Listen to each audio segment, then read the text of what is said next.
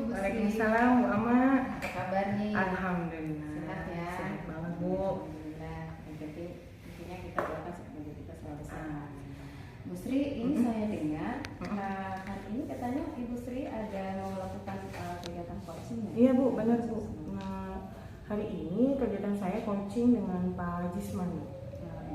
Sebentar lagi di jam istirahat Bu, kami akan bertemu. Bertemu dengan coaching. Iya. Nah, kira-kira untuk kompetensi inti dalam melakukan coaching itu apakah Ibu Sri sudah mempersiapkan semuanya? Alhamdulillah Bu, untuk kompetensi inti saat coaching yang pertama yaitu presence, kehadiran penuh. Saya ketika melakukan coaching nanti saya akan memfokuskan semua pikiran saya berfokus pada coach saya yaitu Pak Jisman, dengan tidak menggunakan HP dan sebagainya. Saya hanya berfokus pada Pak Jisman. Kemudian yang kedua adalah mendengarkan secara aktif, ya saya juga sama, saya fokus. Kemudian yang ketiga adalah menanyakan pertanyaan-pertanyaan berbobot. Nah untuk pertanyaan berbobot, alhamdulillah saya sudah beberapa pertanyaan saya sudah siapkan yang sesuai dengan alur cerita Bu. Ya, berarti rupanya Ibu Sri sudah siap betul. Nah, dengan kesiapan ini insya Allah dalam kegiatan coaching nanti yang dilakukan bisa membangun suatu solusi nanti yang akan bisa digunakan dalam menyelesaikan masalah nanti yang akan disampaikan oleh si coach. Di sini dalam hal ini adalah Pak Jisman. Betul Bu. Ya, jadi berarti sudah siap nih. Insya Allah Bu, insya Allah. Ya, oke, kalau begitu semoga sukses ya. Ya Bu, terima kasih Bu Ama. Oke. Terima kasih. Assalamualaikum. Waalaikumsalam. Ibu Ama. Pak Jisman. Halo Pak Jisman. Ya. Gimana nih Pak Jis? Aduh, ini baru keluar dari kelas. Waduh, jam full hari ini. Jam full dari pagi sampai siang. Masya Allah. Gimana? Ini kebetulan datang di ruangan ini ketemu sama Ibu Sri dengan Ibu Ama ini. Saya punya permasalahan. Waduh, masalah Kira-kira gimana? Ibu Sri punya waktu untuk berbagi pengalaman atau bertukar pikiran? Insya Allah saya punya waktu Sebelum untuk ini Pak kira-kira begitu. Boleh Pak Jisman, silakan mau bicara apa, saya siapkan, luangkan waktu saya untuk Pak Jisman. Gimana? Ceritanya gimana Pak? Jadi saya ini pada saat kegiatan pembelajaran berlangsung, itu siswa itu mereka kurang aktif atau kurang fokus terhadap apa yang saya sampaikan. Pada saat kegiatan berjalan, ada yang bercerita, kemudian ketika dikasih pertanyaan juga mereka tidak bisa menjawab pertanyaan. Dan memang saya sulit sekali untuk mau mengetahui kira-kira ini prestasi belajar mereka yang seperti apa. Nah, kalau boleh tahu itu di jam pelajaran Pak Jisman sendiri? Iya, PKN berarti iya, ya? saya kan ngajarin kan PPTN Di kelas berapa tuh Pak? di kelas 3, kelas 12. 12. Gimana tuh mereka tuh? Kondisinya gimana kalau Pak Jisman datang ke kelas gimana? Ya itu, pada waktu datang itu mereka sudah begitu menyambut, kemudian padahal kan saya mengajar itu kan mungkin metode yang saya gunakan atau bagaimana sehingga begitu sehingga mereka itu kurang fokus terhadap apa yang saya sampaikan. Artinya bahwa ketika pada saat pembelajaran berlangsung kemudian ada feedback, ada pertanyaan saya sampaikan, mereka tidak bisa menjawab kembali pertanyaan-pertanyaan yang saya ajukan itu. Kan pertanyaan itu juga untuk mengetahui Tingkat tingkat pemahaman pemahaman ya? mereka terhadap materi yang sudah sampaikan. Ternyata mereka ya tidak bisa menjawab pertanyaan-pertanyaan itu. Itu secara lisan saja Iya, atau secara lisan diajukan di tes tulis juga? pada saat Di lisan saja berarti. Nah, kira-kira nih Pak Jisman, dari permasalahan Pak Jisman berarti Pak Jisman sudah melakukan refleksi nih ya, berarti kan dari pembelajaran Pak Jisman. Nah, kekuatan apa yang kira-kira Pak Jisman punya untuk menyelesaikan permasalahan Pak Jisman? Di dalam penerapan materi itu kan saya menggunakan metode ceramah. Saya metode ceramah, jadi kalau padahal kan ada pengetahuan saya tentang IT, mungkin itu saya harus gunakan juga untuk berinovasi terhadap media-media pembelajaran yang saya gunakan, sehingga mungkin mereka karena saya terlalu fokus dengan metode ceramah sehingga mereka konsentrasi terhadap apa yang metode saya sampaikan. Apalagi kelas 3 ya Pak Jisman ya. Iya. Kita tahu bahwa memang anak-anak yang saat-saat begitu tuh kan tidak akan merasa cukup ketika hanya diberikan ceramah saja. Berarti Pak Jisman juga harus menggunakan media tadi ya, media pembelajaran inovatif. Kira-kira udah dapat belum? Apa sih media, bagaimana sih yang Pak Jisman mau lakukan? Kayaknya mungkin pada materi tertentu juga harus ada dengan video, kemudian juga mungkin beberapa materi harus dengan PowerPoint, atau dengan Canva, sehingga mungkin menarik perhatian siswa.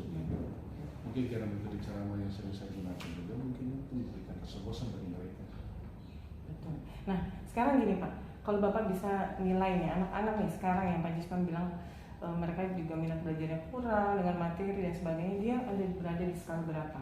1 sampai 10 kira-kira ada di mana tuh posisi? Kalau kita ukur atau kita bagi dari skala 1 sampai 10 untuk perhatian mereka terhadap kegiatan pembelajaran itu dalam menjawab pertanyaan saya itu palingan 30. Berarti 3 ya? Skalanya 3. Rendah sekali. Rendah sekali ya Pak Jisman ya berarti ya? Waduh. Kira-kira itu hambatannya selain yang tadi Pak Jisman sebutkan, ada hambatan lain nggak sih? Kok bisa sampai 3 gitu? Jadi saya berpikir begini, saya berpikir kemungkinan selain media pembelajaran, saya harus merubah metode pembelajaran. Oke, metode pembelajaran yang monoton, setiap saya masuk dengan metode pembelajaran ceramah, mungkin saya harus berubah ke model pembelajaran kooperatif yang menggunakan model pembelajaran yang berdiskusi. Kemudian juga mungkin selain itu penggunaan media pembelajaran yang tidak variatif juga itu bisa berpengaruh. Mungkin juga siswa ini di rumah itu kurang dikontrol orang tua pada saat yang tertentu pembelajaran, sehingga mempengaruhi perilakunya di sekolah ya. Sehingga mereka hanya mengharap kepada kegiatan pembelajaran di sekolah saja.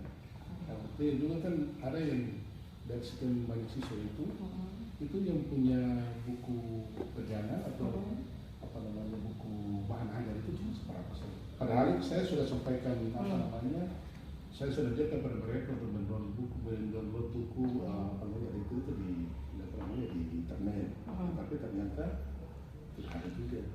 Nah, sehingga mungkin mereka kurang membaca juga, literasinya berkurang dan pembelajar juga ini pengetahuan mereka yang kurang. Ya, ketika diberikan pertanyaan terkait dengan materi yang disampaikan itu mereka juga tidak bisa memberikan. Berarti Pak Jisman udah ketemu nih hambatan atau kendala-kendala tadi. Pak Jisman udah menemukan. Berarti solusinya tadi adalah Pak Jisman mau menggunakan apa? Iya. Model pembelajaran kooperatif, terus metodenya? Ya, jadi metodenya metode diskusi. Mungkin dari yang ceramah tadi dia berpindah ke diskusi. Mereka mungkin lebih aktif dalam kegiatan pembelajaran. Lebih terlibat juga kan? Lebih terlibat. Benar, jadi antara guru dan siswa sama-sama terlibat. Kalau ceramah kan biasanya sendiri ya Pak ya. Oke, kira-kira nih Pak, dari yang solusi Pak Jisman sudah dapat nih, kemudian kapan, apa rencana nih, mau dieksekusinya kapan? Jadi rencananya itu, ya ini harus secepatnya. Kapan tuh Pak secepatnya tuh kira-kira tuh? Ya minggu depan lah. Minggu depan ya. Minggu depan. Bapak hari apa ngajar? Saya setiap hari Senin itu. Oke. Setiap hari Senin itu saya memberikan PPK di kelas 3. Kebetulan siswa kami itu sedikit, jadi untuk mata pelajaran normatif kooperatif itu digabungkan saja dengan sub kelas. Jadi dari berapa jurusan itu gabung semua. Itu strategi berarti ya nanti digabung semua nih. Berapa kelas Pak? Ada 5 jurusan. 5 jurusan Bapak gabung jadi satu. Jadi satu dengan jumlah keseluruhan siswa 27. Dari 5 kelas nih, pasti. Oh iya benar ya. 5 jurusan. 5 jurusan ya, iya benar. 27 ya Pak. Oke, kemudian ukuran keberhasilan ya Pak. Ini kan Bapak udah ganti nih. Kira-kira nih, anggaplah ini Bapak sudah melakukan eksekusi ini. Ukuran keberhasilan nanti Pak di mana tuh?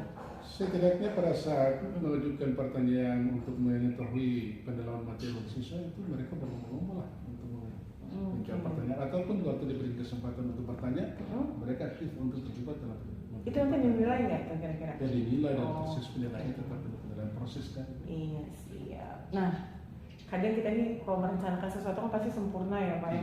Kalau ada hambatan nih Pak, udah punya plan B-nya belum? Kira-kira dari penggabungan 5 jurusan tadi kalau tiba-tiba di kelas, ini ternyata nggak bisa nih kayak gini nih. Udah ada plan B-nya belum? Ya kalau tidak bisa kita cari cara lain lagi.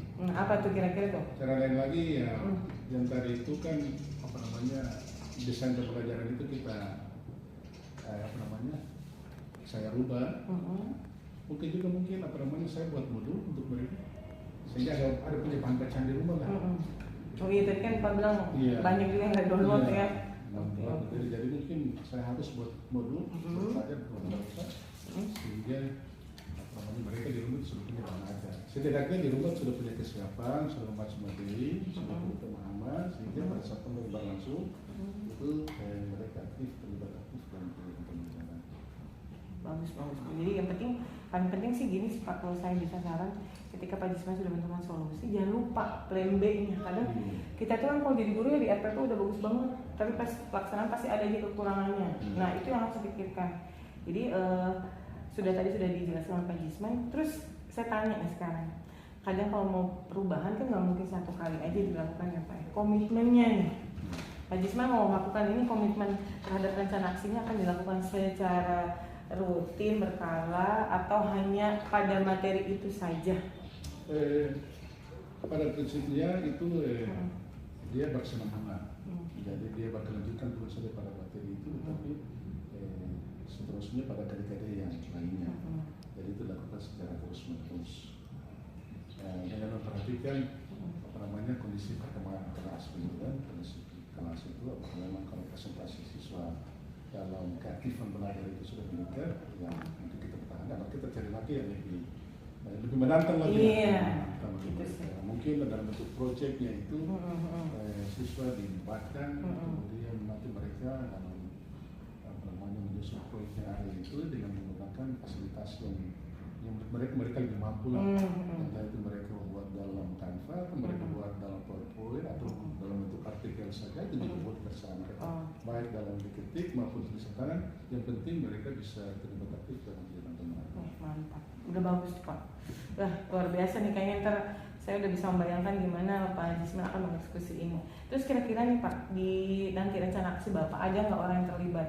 Maksudnya guru, rekan sejawat, atau dari yang lain? Jadi memang dalam kaitannya dengan prestasi belajar siswa ini, ya kita harus bekerjasama dengan wali kelas untuk pertama. Karena bagaimanapun wali kelas kan lebih dekat kepada mereka setiap hari, memberikan pembelajaran mereka baik sebelum pembelajaran mulai ataupun setelah pembelajaran selesai. Yang berikut juga kepada teman-teman yang lain, sehingga saling mengingatkanlah, kemudian juga kepada orang tua. Kepada orang tua itu nanti saya rencana membuat itu komunitas antara saya, guru mata pelajaran dan orang tua, sehingga keadaan siswa itu dapat terakses, saya dapat berikan informasi cepat kepada orang tua, sehingga orang tua cepat respon. Juga. Jadi tahu nih. Anak saya tadi begini. Tadi ibu atau bapak dapat informasi dari gurumu mata pelajaran ini, ternyata kamu tadi begini. Benar. Ternyata kamu sudah melihat perkembangan, kemajuan, tingkatkan. Jadi akan membuat komunitas dengan orang tua. Wah, gimana nih Pak Jisman? Setelah kita bicara dari tadi udah lega, udah enak, udah flow, atau masih ada yang mengganjal gitu? Iya, alhamdulillah setelah saya berdiskusi dengan Ibu Sri, sudah ada inspirasi baru bagi saya bagaimana saya akan mengatasi permasalahan yang saya alami.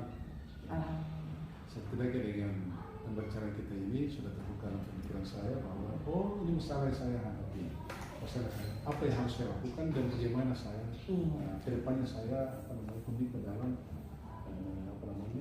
melakukan rencana aksi untuk tetap fokus pada kegiatan yang saya lakukan, prestasi anak ini. Pada dasarnya setiap masalah yang ditemukan oleh guru, yang paling tahu itu guru itu sendiri, dan yang paling paham untuk gimana solusinya itu guru itu sendiri sebenarnya. Itu yang paling harus diperhatikan. Jadi bapak itu udah punya potensi, tinggal Bapak bisa menggali saja bagaimana Bapak bisa keluar dari masalah Bapak tadi. Nah, tadi sudah disebutkan oleh Pak Jisman, sudah bagus beberapa solusi-solusi alternatif dari model pembelajaran yang akan dirubah, metode, media, sampai dengan yang tadi terakhir komunitas guru orang tua dengan Bapak sebagai guru mapel. Itu bagus sih Pak, menurut saya terobosan yang paling bagus. Tapi ini saya mau tanya nih, kira-kira tindak lanjut dari pertemuan kita bakal ada lagi nggak Pak? Saya jadi penasaran nih, hasilnya gimana? Tetap akan saya informasikan kepada Ibu tentang apa yang kita sudah bicarakan ini. Saya juga sangat berterima kasih sekali bahwa ya, mungkin ya sebagai makhluk sosial ya, kalau kompetensi itu ada pada kita, tetapi mesti ya kita curhat baru bisa terbuka semuanya. Betul. Jadi meyakinkan bahwa oh iya padahal seperti begini harus kita lakukan. Ciri makhluk sosial selalu perlu dukungan orang. Nah, saya tunggu, berarti kira-kira minggu depan kali ya Pak ya? Bapak hari Senin nih. Iya. Berarti minggu depan kita ngobrol lagi Pak. Nanti mesti saya dalam komunitas. Siap, ya ampun saya suka sekali tuh, aduh gabung di situ. Saya jadi bisa memantau langsung kan Pak, bener. Iya, supaya bisa tahu. Iya, bener, asik. Saya tunggu Pak ya. Iya, oke, Pak Jisman, terima kasih banyak. Gimana? Udah bel ya Pak? Iya, saya ucapkan terima kasih banyak juga atas kesediaan Ibu Sri yang sudah sama Pak Jisman berbagi cerita dengan saya. Siap. Seperti yang saya alami dalam kehidupan. Terima kasih Bu Sri. Siap Pak Jisman. Semoga membuka waktu saya. Pertemuan ini beribadah dan amin. Solusi yang bisa ditawarkan kepada saya itu tidak mau jadi untuk sukses Bapak Jisman. Semoga bermanfaat. Saya tunggu di kelas 12. Berapa tadi? 5 jurusan tadi saya tunggu Pak undang saya dan Bapak. Oke Pak Jisman. Pak Jisman ini kayaknya udah jam habis istirahat. Pak Jisman ada jam nggak? Ada. Oke. Iya, saya. Kami dulu ya. Siap Pak Jisman. Assalamualaikum. Waalaikumsalam. Bu. Assalamualaikum Bu Sri. Waalaikumsalam Bu Ahmad. Gimana nih? Seru ya. Tadi saya pernah program kegiatan coaching Ibu Sri dengan Pak Jisman luar biasa. Alhamdulillah Bu. Artinya kalau saya melihat dari alur yang Ibu Sri coaching ya Pak Jisman luar biasa terstruktur dan semua pertanyaan-pertanyaan itu dijawab dengan baik oleh Pak Jisman. Jadi tadi mulai dengan tujuan dari Pak Jisman melakukan coaching pada hari ini dan Ibu Sri sudah melakukan itu semua. Jadi artinya kompetensi IT dalam pelaksanaan ini itu semua terlaksana mulai dari kesadaran efisiensi ya kehadiran kami memang fokus semuanya Ibu Sri dengan pertanyaan-pertanyaan yang luar biasa. Pak Jisman juga secara fokus menjawab semua permasalahan dan pertanyaan-pertanyaan dari Ibu Sri.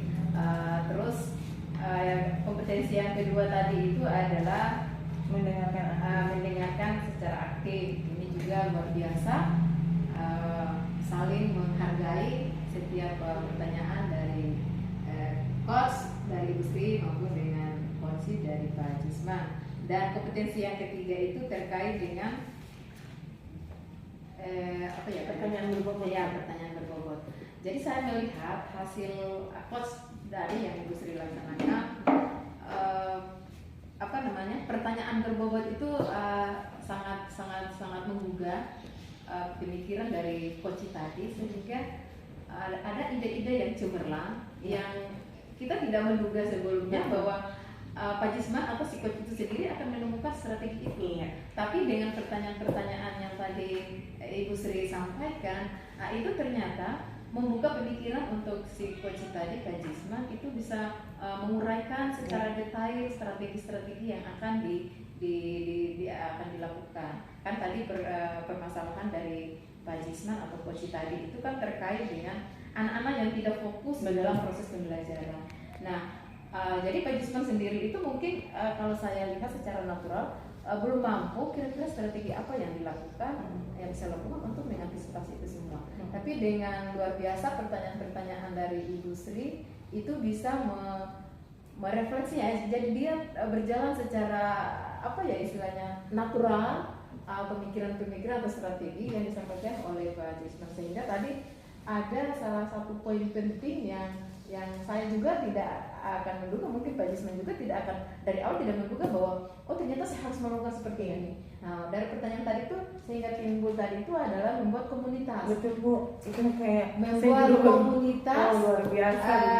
membuat komunitas antara guru sekolah dengan orang tua itu memang sesuatu hal yang harus kita lakukan. Betul. Artinya dalam pembelajaran anak itu bukan hanya tanggung jawab guru di sekolah, tapi itu adalah bagaimana orang tua juga berperan serta dalam kenapa sih anak itu kendala dalam pembelajaran di kelas. Nah, luar biasa tadi Ibu Sri.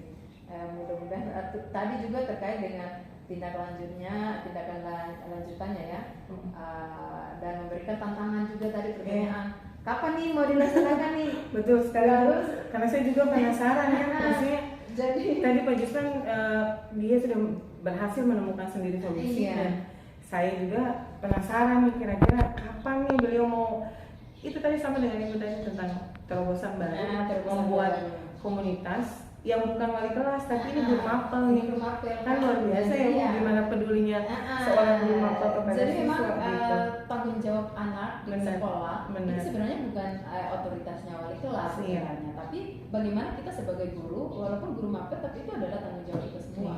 Jadi luar biasa Bu, artinya itu pertanyaan-pertanyaan yang sangat berbobot menurut saya yang Ibu Sri sampaikan sehingga bisa membuka wawasan atau pengalaman atau strategi yang Jisman harus, oh ternyata harus begini. Oke. Kemudian tadi ada komitmennya, rencana dan tindak lanjut yang Ibu Sri sampaikan dan sudah dijawab oleh Pak Jisman juga. Terus ada kesimpulan dari pertemuan pada hari ini luar biasa, itu sudah terlihat tadi di dalam percakapannya. Dan tantangannya tadi itu, kira-kira Pak Jisman tanggal berapa nih saya harus tunggu akan mengeksekusi semua yang tadi sudah diungkapkan atau sudah Omong punya rencana atau strategi dalam hal itu. Jadi luar biasa. Terima kasih Bu Ama, alhamdulillah. Kegiatan kecilnya. Saya juga masih belajar dari Ibu Ama sebagai pengamat saya.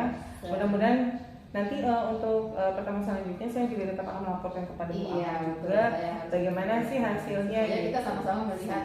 Artinya kita tidak hanya sekedar ngomong sekarang, tapi paling tidak pembuktian di lapangan seperti itu. Terima kasih.